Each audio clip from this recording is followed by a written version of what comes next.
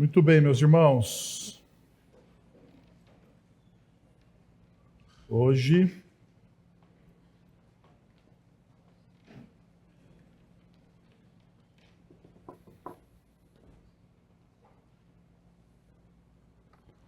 vamos dar início. Não foi lá?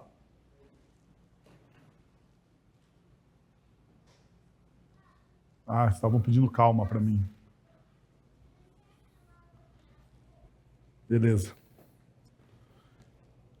Hoje nós vamos dar início a uma das séries com o maior desafio para qualquer pregador do Evangelho, Apocalipse. Como a gente gosta de viver numa montanha russa, né?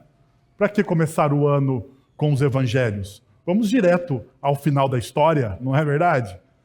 Eu lembro um pastor aqui da região, foi pastor na igreja presbiteriana Filadélfia, o Davizão, talvez alguns de vocês o conheçam. Ele dizia o seguinte, ele contava a seguinte ilustração, que ele adorava gibis. Não sei se não é da época dos nossos jovens, né? Existe ainda gibi? Existe essa cultura do gibi? Então, beleza, né? Na minha época, eu era colecionador da Turma da Mônica. Mas na minha época, sim, terridade, né? Então, há mais de 10 anos, muito mais de 10 anos atrás. Né? E ele gostava muito de gibis, e no final da noite, no início da noite, no final da noite, né, quando a mãe dele o colocava para dormir, ele, não querendo parar na história e ficar preocupado com o herói dele, se o herói dele ia se safar ou não da história, o que ia acontecer com o herói dele, ele pegava, abria a última lá parte do gibi e lia a última parte. Ler Apocalipse é mais ou menos isso, ok? Nós vamos entrar na última parte da história, nós vamos ler, e se você for um salvo em Jesus, quero dizer para você que está tudo bem, tá bom? Então, tá tudo bem. Então, mas a gente não vai começar pelo capítulo final de Apocalipse. Nós vamos começar pelo início do livro de Apocalipse, pelo início do texto de Apocalipse. Então será uma jornada. Nós vamos daqui até março inteiro falando sobre Apocalipse, não vai acabar em março. Então por isso que está sessão 1, começando pelo fim. Sessão 1, nós vamos fazer a primeira parte do livro de Apocalipse até março. Daí em março a gente para, no final de março a gente para, e a gente vai falar sobre a Páscoa daí.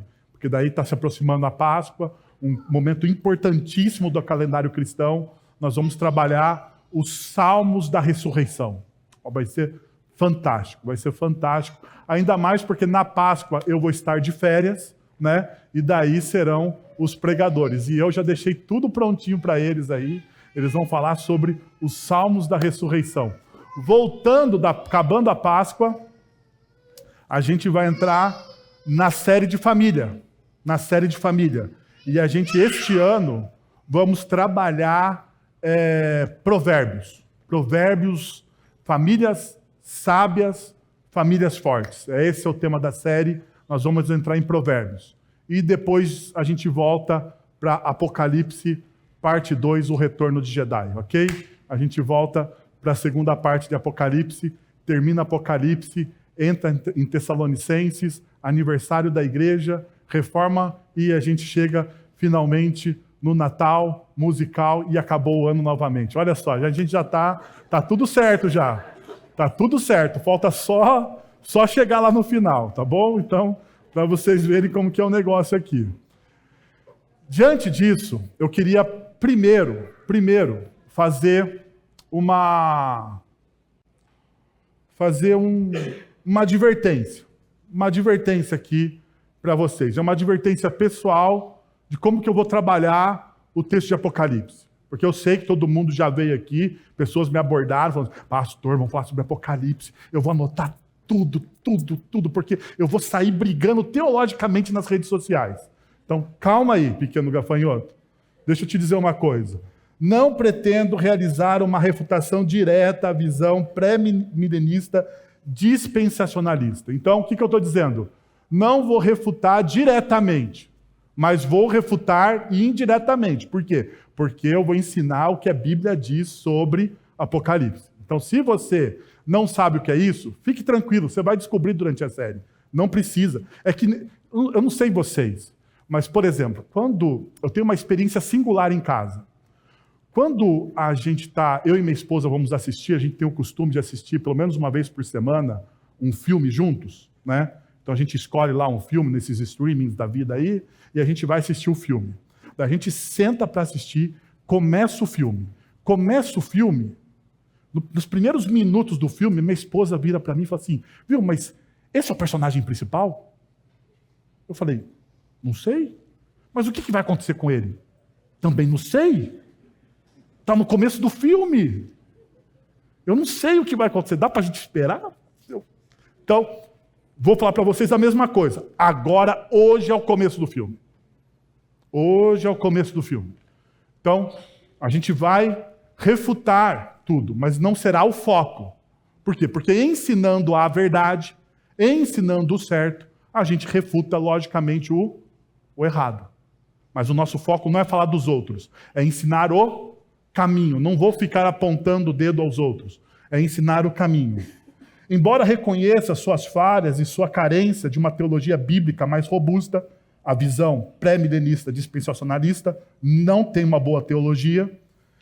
Nosso foco será caminhar junto à perspectiva amilenista com nuances pós-milenistas, considerando que é difícil para um reformado carismático adotar um amilenismo pleno. Então, como vocês sabem, eu creio, a liderança da nossa igreja crê na vigência dos dons espirituais. Na vigência dos dons espirituais. Nós cremos que Deus está atuando na igreja através do Santo Espírito dele, concedendo dons à igreja. Mas você crê no dom de línguas? Você crê no dom de XYZ? Nós somos bíblicos aqui. Deus dispensa à igreja o dom que ela precisa.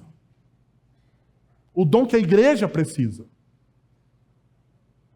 Então, se a igreja presbiteriana de Sorocaba precisa de pessoas com dons em determinadas áreas, Deus vai trazer esses dons à tona.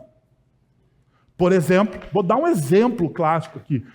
Ontem a gente teve o casamento aqui do Gui, pastor Guilherme, e da Bia, né? Momento singular, lindíssimo.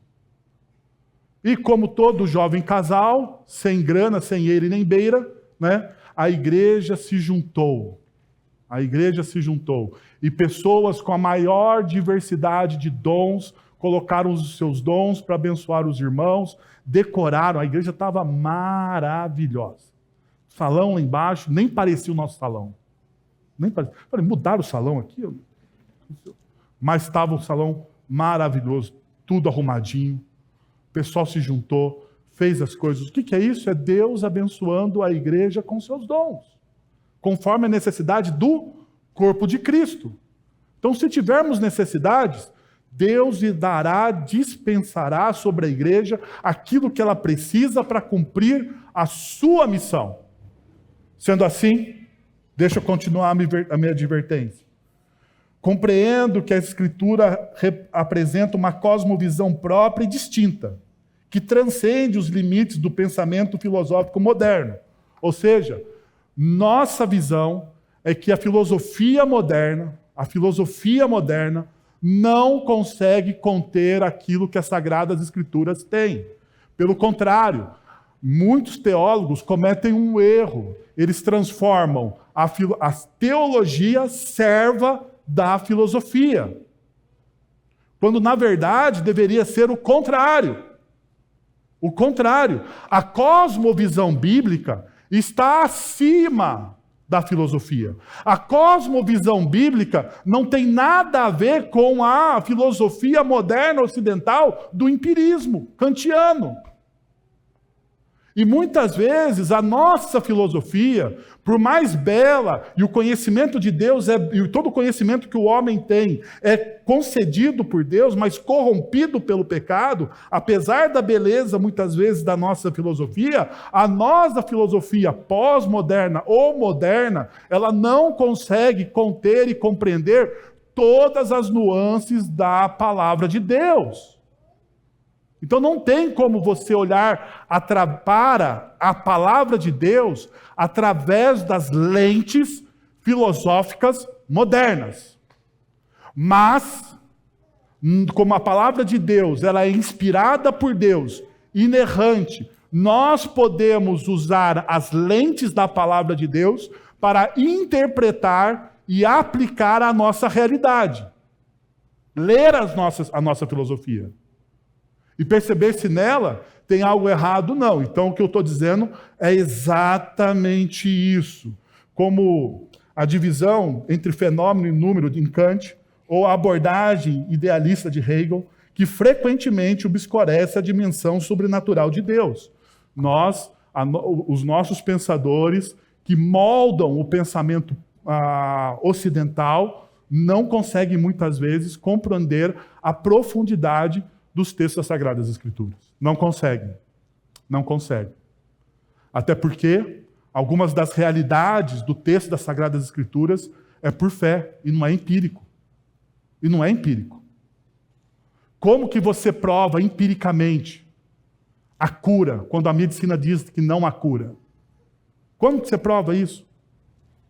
Você não prova, você tem só um fato, uma realidade. Mas você não tem o processo. O método científico moderno diz que precisa existir o quê? Um processo para as coisas, mas não tem. Porque, afinal de contas, a intervenção de Deus muda tudo. A intervenção de Deus na história muda tudo. E aqui está uma das coisas que o Apocalipse vai nos mostrar. A intervenção de Deus na história humana. Agora veja. Teólogos bem-sucedidos e ícones, até mesmo da Igreja Reformada, tiveram dificuldades com o livro de Apocalipse. Por exemplo, Lutero, no prefácio da Bíblia de Lutero, ele diz o seguinte: meu espírito não consegue se adaptar a este livro. Meu espírito não consegue se adaptar ao livro de Apocalipse. Há uma razão suficiente para o pequeno apreço que tenho por ele. Cristo não é ensinado nem reconhecido. Lutero, eu não sei qual Apocalipse o Lutero leu, mas eu estou pegando o que ele disse, está lá no prefácio da Bíblia dele. Ele falou assim: olha, eu tenho pouco apreço por esse texto. Eu tenho pouco apreço por esse texto porque eu não consigo ver Jesus sendo ensinado e glorificado nele. É uma dificuldade que até homens que nós olhamos e falamos assim: olha, é um homem de oração, um homem santo, precursor da Reforma Protestante. Sabemos que Lutero também tinha dificuldade com o texto de Tiago. Não é o primeiro, também não é o único texto que Lutero tem dificuldade. Lutero também tinha dificuldade com o texto de Tiago. Mas veja só, então, a gente caminha da seguinte forma.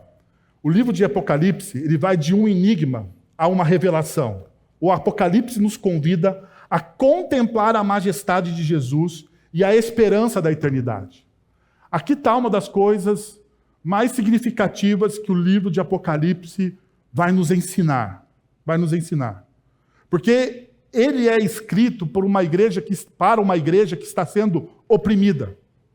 Ele está sendo escrito, ou ele é enviado a uma igreja que está passando por grandes dificuldades. E a esperança última daquela igreja, daquela comunidade cristã, não era o aqui e agora, mas era a eternidade. A eternidade. Ou seja, essa comunidade cristã vivia com os pés na terra, mas com os olhos delas fixos no autor e consumador da fé.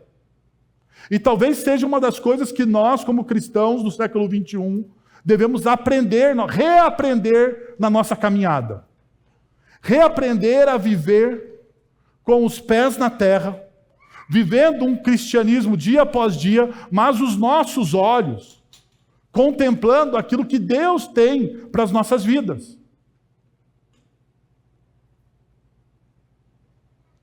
Porque se essa não for a realidade, dificilmente nos tornaremos discípulos de Cristo Jesus eficazes na nossa realidade.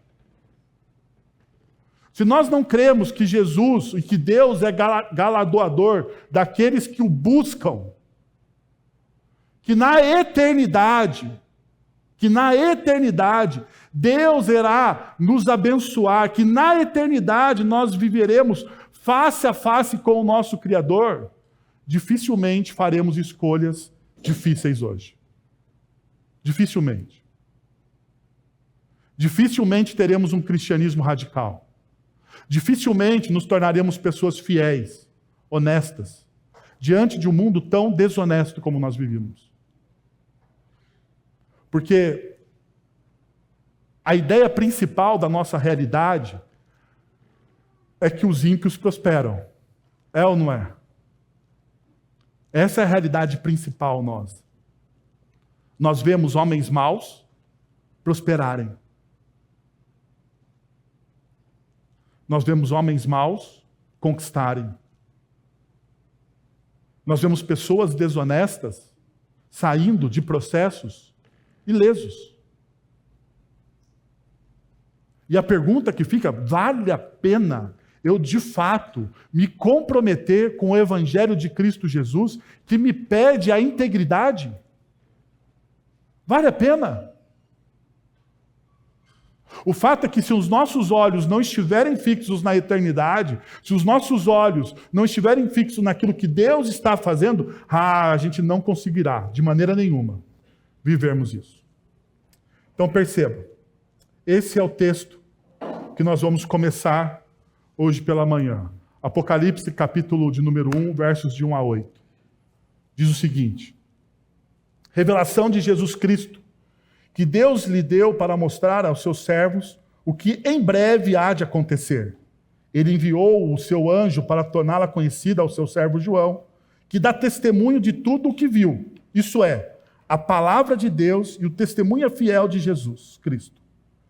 Feliz aquele que lê as palavras desta profecia, e felizes aqueles que ouvem e guardam o que nela está escrito, porque o tempo está próximo. João, às 7 igrejas da província da Ásia, a vocês graça e paz da parte daquele que é, que era e que há de vir, dos 7 espíritos que estão diante do seu trono e de Jesus Cristo, que é a testemunha fiel, o primogênito dentre os mortos e o soberano dos reis da terra. Ele nos ama e nos libertou dos nossos pecados por meio do seu sangue e nos constituiu reino e sacerdote para servir a Deus e Pai, a seu Deus e Pai. A ele sejam glória e poder para todos sempre. Amém. Eis que ele vem com as nuvens, e todo olho o verá, até mesmo aqueles que o transpassaram, e todos os povos da terra se levantarão por causa dele. Assim será. Amém. Eu sou o Alfa e o Ômega, diz o Senhor Deus, o que é, o que era e o que há de vir, o Todo-Poderoso. Antes da gente entrar efetivamente no texto, algumas coisas a gente precisa entender. Apocalipse é único por combinar 3 gêneros literários. A literatura apocalíptica, revelando verdades celestiais, profecia, chamando a fidelidade, e carta, encorajando a igreja. Então, dentro do texto de Apocalipse, nós temos esses 3 gêneros. E são poucos livros que contêm mais de um gênero literário. Então, Apocalipse se torna único por causa dessa realidade. Uma outra coisa, o livro de Apocalipse, com seus 44 versículos, contém 285 citações diretas e até 550 alusões ao Antigo Testamento. E aqui está uma das coisas que a teologia, a pré-milenista dispensacionalista não crê, porque ela faz uma distinção entre o Israel e a igreja. Quanto a teologia reformada não faz essa distinção.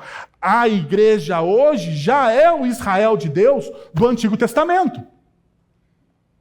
Se você não olha a palavra de Deus como promessa no Antigo Testamento e cumprimento no Novo Testamento, você não consegue entender as nuances. E por isso que muitas pessoas fazem a interpretação equivocada do texto apocalíptico, porque não conseguem compreender o quê? As referências do Antigo Testamento.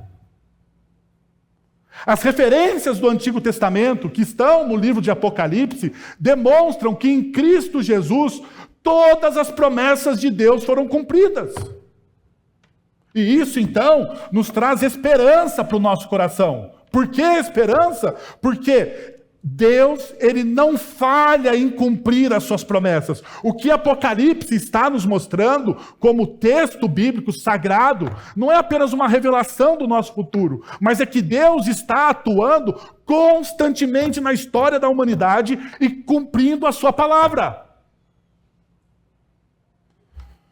Uma outra realidade é que o livro de Apocalipse utiliza a tipologia e o simbolismo como elementos centrais de sua linguagem, revelando verdades eternas sobre Cristo, sua igreja e a consumação do plano redentivo de Deus. Sim, no livro de Apocalipse está repleto, como qualquer literatura apocalíptica das Sagradas Escrituras, está repleto de símbolos e imagens, está repleto de símbolos e metáforas. Então não se deve ler muitos dos textos que estão em Apocalipse de forma o quê? Literal. Literal. E ao ler os livros de forma... Se você lê o livro de forma literal, provavelmente você vai cometer um erro teológico. Então aqui são alguns parâmetros para você, durante a semana, pegar o texto que nós estudamos no domingo e ler o texto. Com esses parâmetros, você consegue caminhar no Antigo Testamento, caminhar no Apocalipse, perceber que no Apocalipse existem referências diretas de todas as Sagradas Escrituras. Ok? Por isso que esse texto, ele é singular em tudo que ele faz. Mas quais são, então, os princípios desses primeiros versículos que nos ajudam a caminhar na nossa espiritualidade? Porque, afinal de contas, isso não pode simplesmente ser um ensino aqui burocrático para a nossa vida. A vida das Sagradas Escrituras, a palavra de Deus, ela deve penetrar na nossa vida diária, no nosso cotidiano, né? nas questões mais ordinárias que nós lidamos. Então, o primeiro princípio que eu gostaria de demonstrar para vocês aqui é que somos abençoados ao confiar no amor de Deus, obedecer sua palavra e viver plenamente seu reino. Nós somos abençoados ao confiar no amor de Deus, obedecer a sua palavra e viver plenamente o seu reino. Perceba uma coisa. Muitas vezes as pessoas têm medo de ler o livro de Apocalipse. Perceberam? Eu muitas vezes encontro discípulos de Jesus, pessoas sérias. Fala assim, pastor, eu não leio o Apocalipse porque eu tenho medo. Tenho medo do Apocalipse. Porque se eu abrir, parece que o Armagedon vai acontecer. E a gente tem medo, muitas vezes. Mas perceba uma coisa, para você parar de ter medo de ler esse livro. O verso de número 3 diz, feliz aquele que lê as palavras deste livro, desta profecia, e felizes aquele que ouvem e guardam o que nele está escrito. A primeira coisa que nós temos aqui no livro de Apocalipse é uma bênção para quem lê, para quem ouve e para quem guarda. Feliz.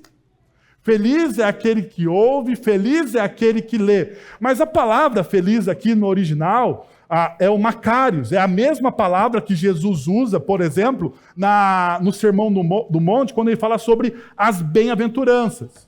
Se você pega as traduções mais tradicionais, as traduções mais tradicionais das Sagradas Escrituras, você vai ver, por exemplo, na Revista Atualizada, que a palavra usada ali é Bem-aventurado.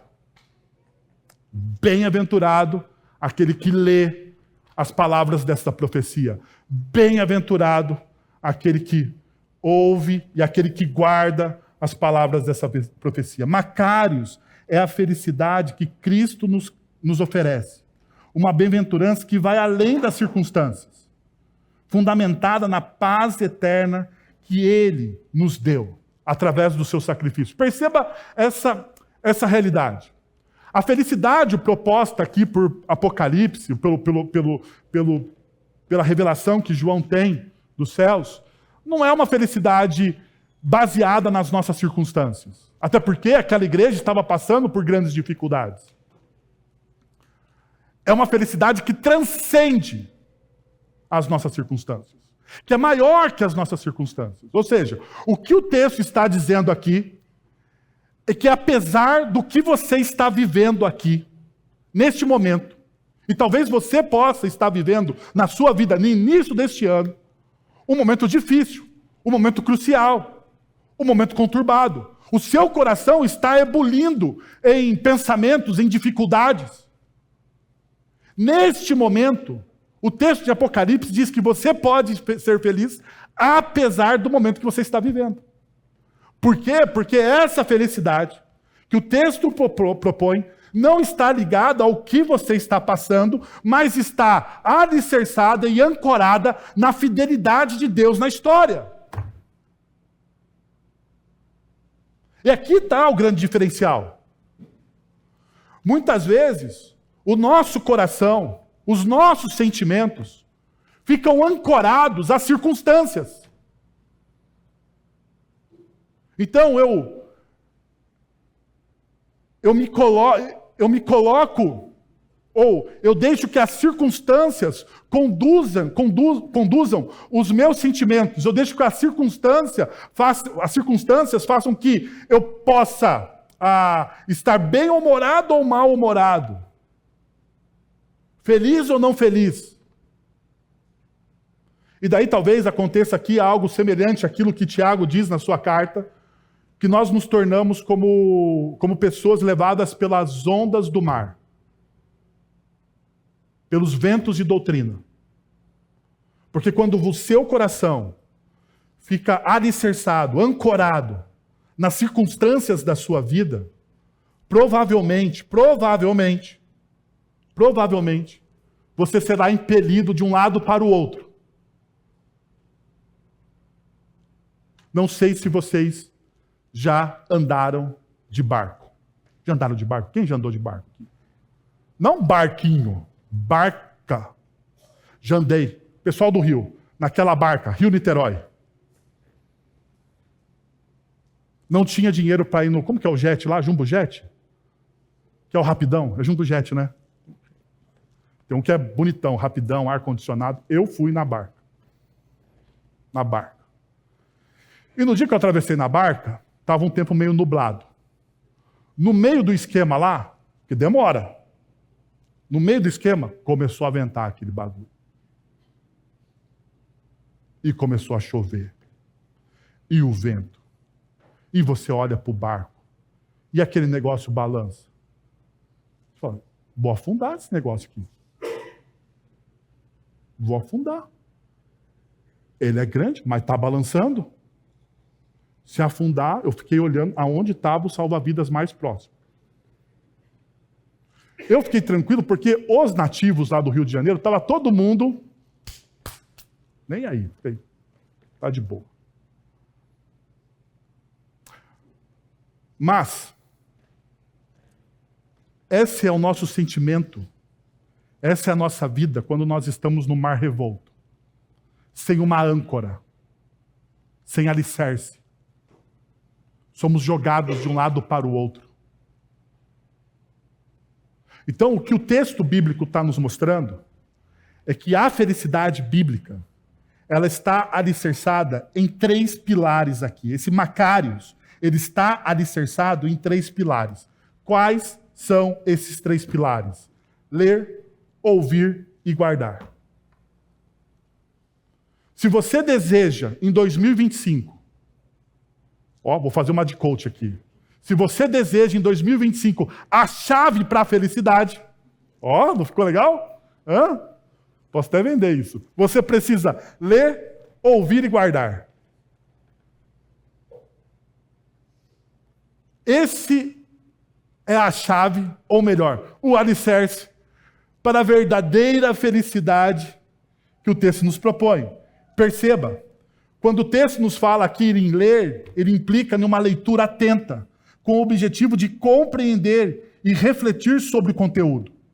Não se trata de uma leitura superficial, mas de um exame sério e deliberado das palavras. Aqui estão umas coisas. O texto bíblico está dizendo o seguinte: olha, se você deseja felicidade, você precisa aprender a ler de maneira atenta as Sagradas Escrituras. Você precisa aprender a ler. Porque existem formas de ler as coisas. Você pode ler de maneira atenta e você pode ler de maneira displicente. Você simplesmente lê. Aquilo não penetra, você não medita, você não reflete. E perceba, você lê, o texto bíblico diz que você precisa aprender a ouvir. O significado é mais profundo que simplesmente ouvir palavras. Trata-se de ouvir com o coração disposto a receber e a aplicar as verdades de Deus. Isso implica em uma receptividade ativa à mensagem da palavra. O seu coração, ele é um coração ativo ou passivo diante daquilo que Deus está te falando? O que é um coração ativo diante daquilo que Deus está falando para você? Vamos começar pelo contrário. O que é um coração passivo? Um coração passivo é aquela pessoa que entra em uma comunidade cristã, ouve uma reflexão da palavra de Deus, e ao sair por aquela porta, se você perguntar para ela o que ela ouviu, ela não sabe. Ela não estava aqui. Ela não estava aqui.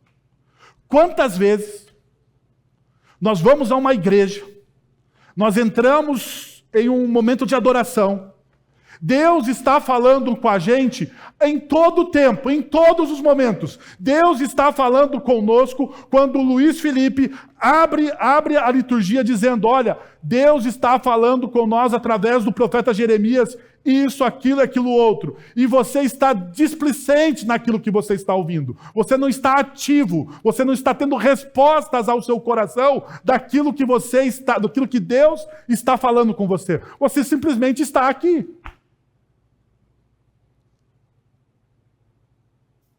Quantas vezes você vai a uma igreja, ouve uma mensagem e o seu coração não está ativo? Você veio aqui, você ouviu,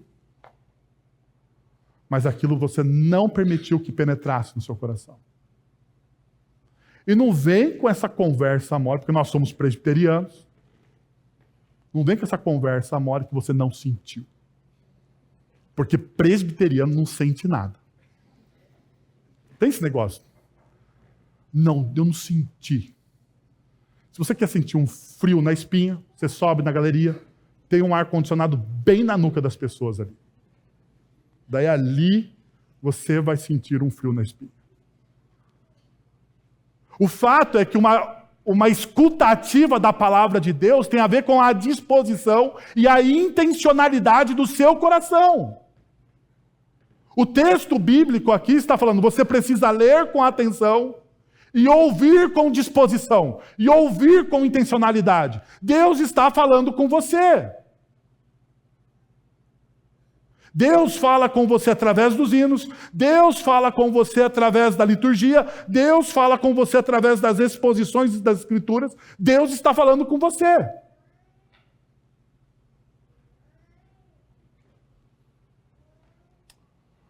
O terceiro pilar que o texto nos mostra é guardar. No texto de Apocalipse 1:3, guardar as palavras de Deus significa obedecer à sua instrução, internalizar os ensinamentos e vivê-los de forma prática. Não é simplesmente uma retenção mental ou intelectual, mas uma aplicação da palavra em ações que refletem a verdade revelada. Então perceba, guardar não tem a ver com você guardar no seu coração e você decorar os versículos bíblicos. Porque tem muito cristão, muito discípulo de Jesus, que decora as Sagradas Escrituras, ele consegue vomitar as Sagradas Escrituras, mas não vive as Sagradas Escrituras. E está o problema aqui. Há uma dicotomia. Conhecimento não é igual a prática. Você pode conhecer algo, mas você pode não praticar. É ou não é? Você pode conhecer algo e você pode não praticar aquilo que você conhece. Nós aqui brasileiros somos especialistas em conhecer o nosso código de trânsito e não praticar o nosso código de trânsito. Não é verdade?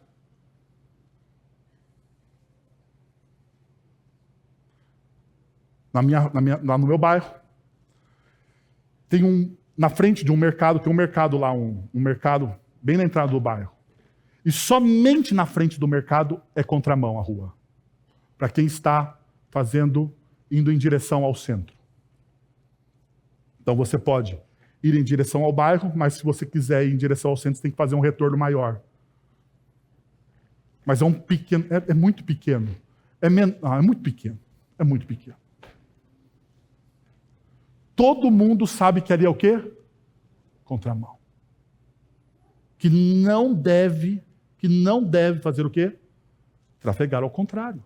Porque é mão única. Mas vira e mexe tem acidente ali, por quê? Porque as pessoas insistem em praticar aquilo que elas... em não praticar aquilo que elas sabem que não deveriam fazer. Todos nós aqui temos um mínimo de conhecimento. Se você já tem um tempo de comunidade cristã, todos nós aqui temos um mínimo de conhecimento sobre determinadas práticas, determinados princípios da palavra de Deus. Você sabe. Você sabe. O mínimo você sabe. Quer ver? O mínimo você sabe. Qual é o segundo maior mandamento? Vamos lá, gente. O mínimo, pelo amor de Deus. Não me deixe sozinho agora. Não me deixe sozinho agora. Os crentes velhos, por favor, crente velho, vamos lá. Qual é o segundo maior mandamento? O mínimo você sabe. Amar o próximo. Assim como o mínimo nós sabemos sobre a lei do trânsito. Pergunta, nós praticamos o mínimo que nós conhecemos a respeito das Sagradas Escrituras? Nós guardamos. Você guardou aquilo. Você sabe, você tem o conhecimento. Perguntei, qual é o segundo maior mandamento? Amar o próximo, pastor. Eu sei. A pergunta é, você pratica isso? Isso vai para o seu dia a dia? Isso entra na sua vida? Eu estou dando um dos exemplos mais bobos, mas nós poderíamos falar de outros princípios e valores que estão no Sermão do Monte, que muito cristão sabe. Um outro princípio, não andeis o quê? Não andeis ansioso por coisa alguma. Porque o Pai de vocês, o Pai Celestial de vocês, sabe aquilo que vocês precisam. Olha, se todo mundo sabe, que maravilha! A pergunta é, você pratica isso na sua vida? Isso entra nas suas entranhas e você não vive mais ansioso, porque você sabe que Deus tem o poder na mão dele e ele sabe exatamente aquilo que você precisa. Então você não se preocupa com nada, porque afinal de contas, se Deus alimenta as aves dos céus e veste bem o lírio do campo, não vai te faltar nada, porque Deus é bom. Não é isso que o texto bíblico diz? Pergunta. Nós sabemos a lei? Sabemos o princípio? Praticamos o princípio? Perceberam? Os pilares para a felicidade do texto bíblico nos levam a esta realidade. Você precisa ler as Sagradas Escrituras, você precisa ouvir as Sagradas Escrituras e você precisa guardar essas Sagradas Escrituras no seu coração. O texto bíblico que nós vamos estudar a partir de agora vai nos levar a uma compreensão da pessoa de Cristo Jesus. Nós vamos ter uma jornada da majestade, de quanto Cristo é grande e de como ele deve ser adorado. A pergunta é se nós devemos começar essa jornada, porque saber e não praticar vai dar ruim. Sabia que dá ruim se você sabe e não pratica? Não dá. Dá ruim. Se você sabe que não deve trafegar na mão contrária e você bate de frente contra o carro, o que acontece com você? O que acontece? Você vai preso. Por quê? Porque é culposo. Você sabia que não deveria fazer, mas fez.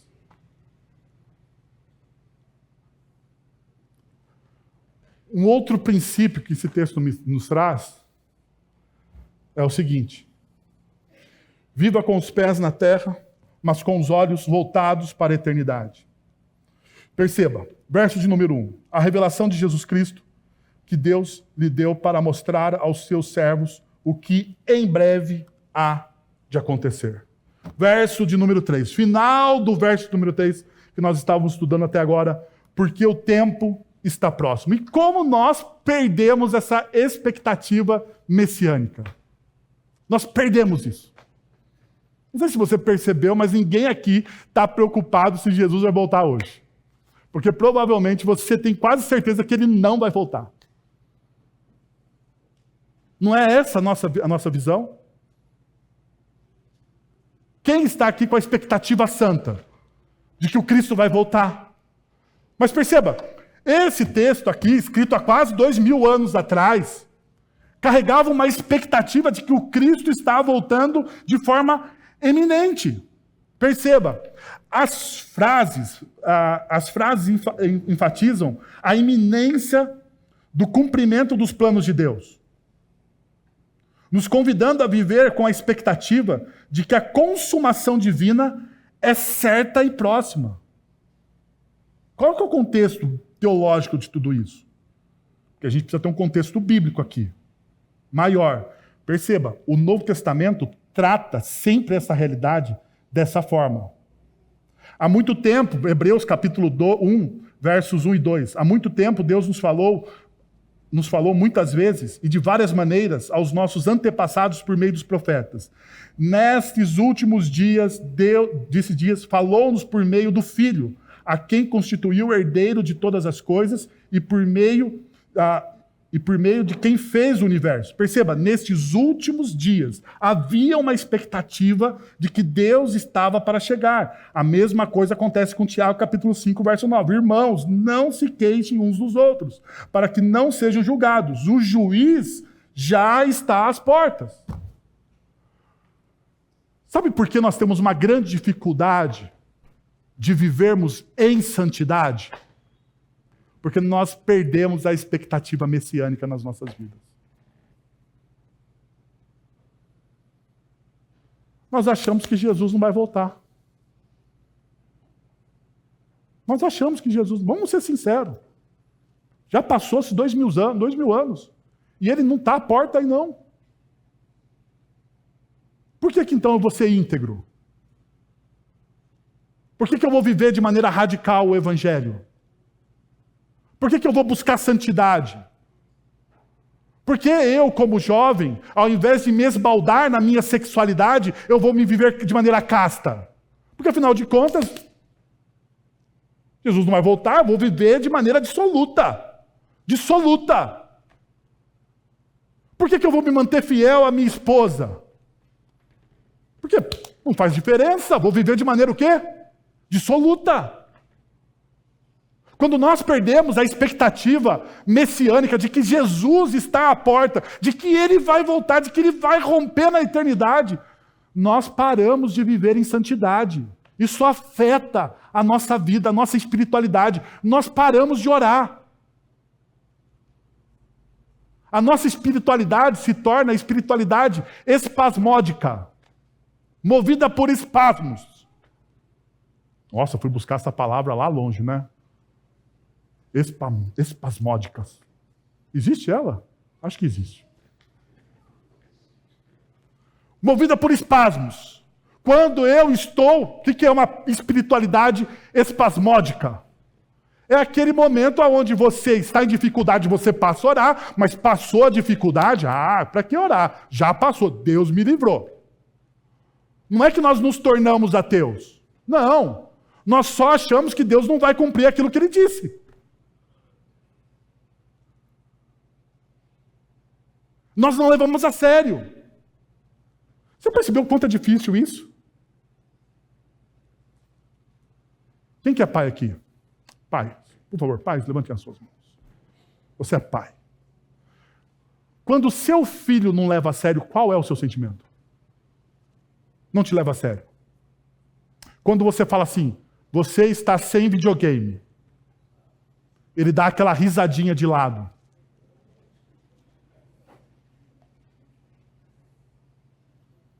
Qual é o seu sentimento?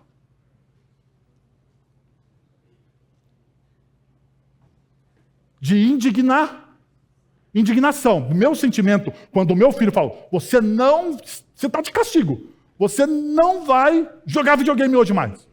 Ele olha para mim e dá aquela risadinha. Está repreendido em nome de Jesus.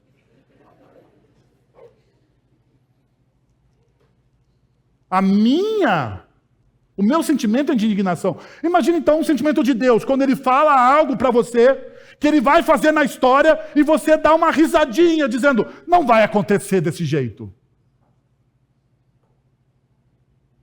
Porque é assim quando nós não temos, ou quando nós não cultivamos a nossa expectativa messiânica. Alan Johnson, ele diz o seguinte no seu comentário: em escatologia, a literatura apocalíptica, o futuro é sempre visto como iminente. A igreja de todas as épocas viveu com a expectativa de que a consumação de todas as coisas aconteceria em seus dias. Iminente descreve um evento que é possível em qualquer dia, impossível em nenhum dia. É iminente. Você sabe o dia? Não sei, mas é iminente. Ele pode acontecer a qualquer momento e pode não acontecer. Mas eu vou viver de maneira iminente. A minha espiritualidade, o meu compromisso com Cristo tem essa perspectiva de que a vida dele, a volta dele é iminente. Ele está voltando. E isso vai mudar a forma com que eu leio as Sagradas Escrituras, com que eu me relaciono com as pessoas.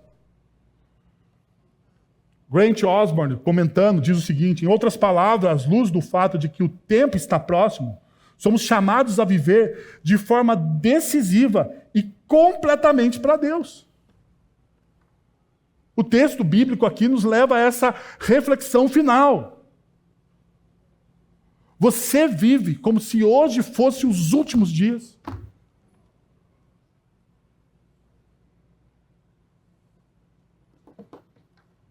Tem um livro, tem um filme com o Morgan Freeman, e eu acho que é com...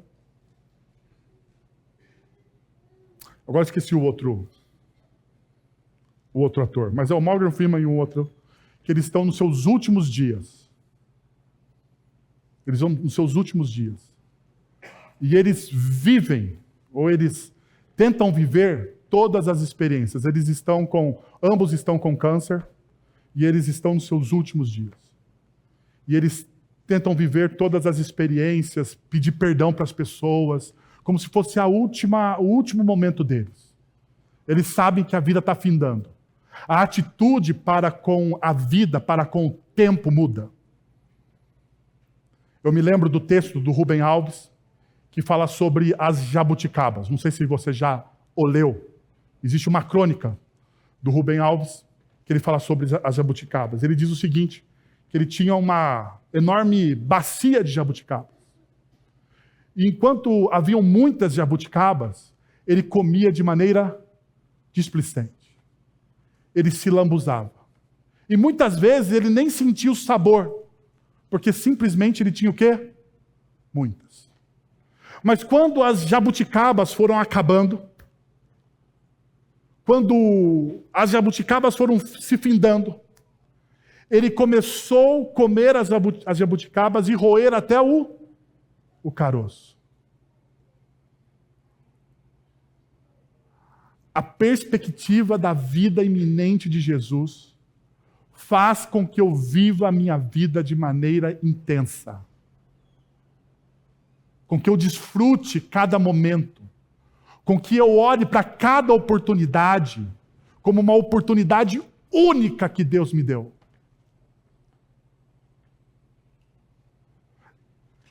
A gente perdeu a perspectiva de que talvez hoje seja o nosso último dia.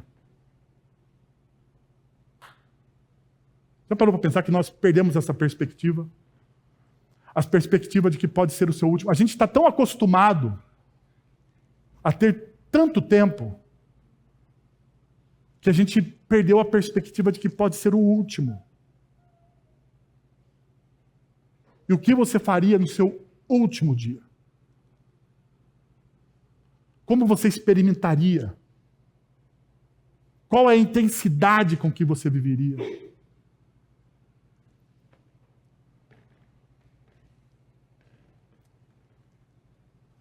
Isso parece um peso às vezes. Mas na verdade isso é graça. Porque isso nos ensina, ou este princípio nos ensina a viver a vida de maneira intensa. Todo mundo quer viver a vida de maneira intensa. A nossa cultura fala sobre intensidade o tempo todo. Na verdade, eles confundem intensidade com libertinagem. Porque eles transformam intensidade em o quê? Em libertinagem. Intensidade é você viver de maneira plena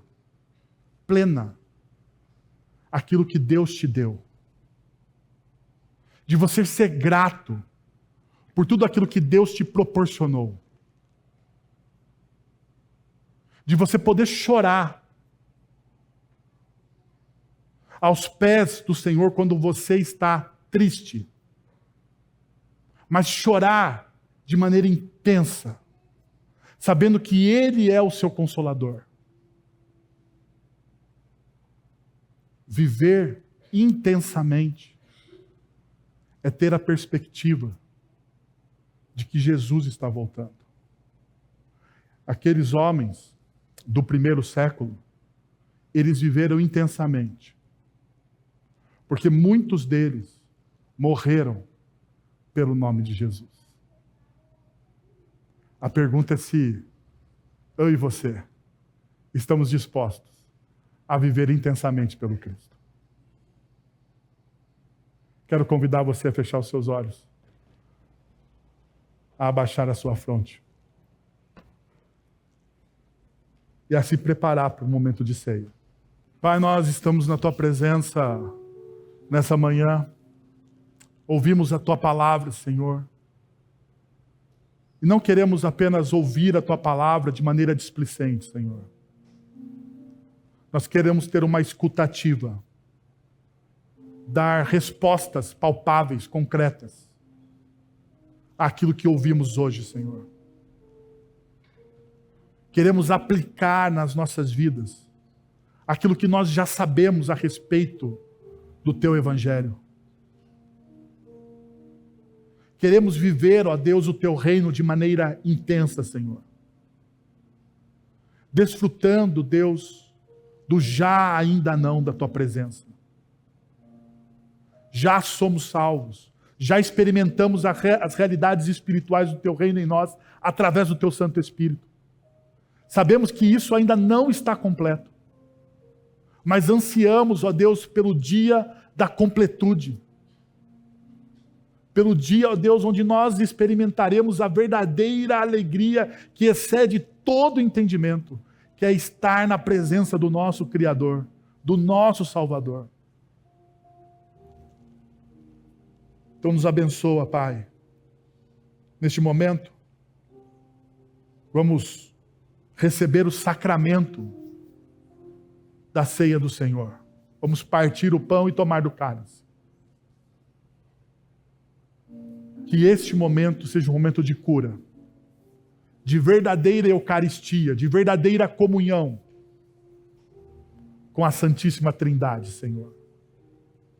É assim que nós oramos. Em nome de Jesus. Amém. Vamos orar mais uma vez e recebermos a bênção.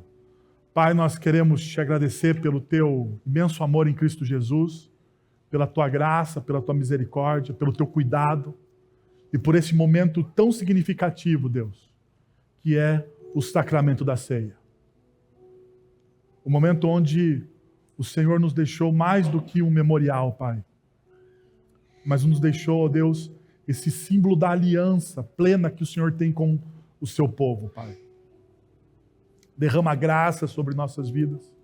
Nos abençoa, Senhor. Que isso traga a cura, Pai, aos nossos corações, aos nossos sentimentos, às nossas decepções. É assim que nós oramos, em nome de Jesus.